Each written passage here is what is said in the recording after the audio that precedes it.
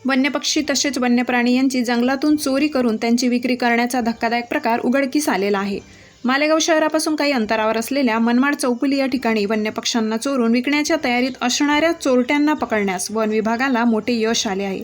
प्राप्त माहितीनुसार आरोपी विपिन गौतम मगरे, एकतानगर, गवडीवाडा, मालेगाव तसेच आरोपी मोहम्मद जावेद मोहम्मद शब्बीर नया इस्लामपुरा मालेगाव अशी आरोपींची नावे आहेत।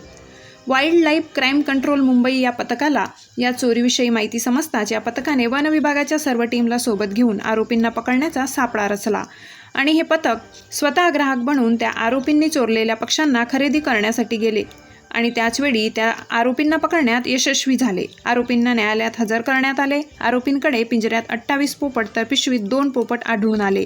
त्यांच्या घरी जाऊन तपासणी केली असता घोरपड आणि पोपट आढळून आले, तर दुसऱ्या आरोपीच्या घरी सुद्धा 1 पोपट सापडले।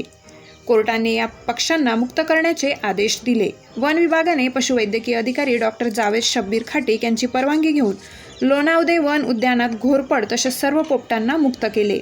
या संपूर्ण कार्यामध्ये वाईल्ड लाईफ क्राईम कंट्रोल बोर्डचे इन्स्पेक्टर आदी तसेच विभागीय वन अधिकारी एडलावार साहेब, कांबळे साहेब यांनी महत्त्वाची कामगिरी बजावली आहे।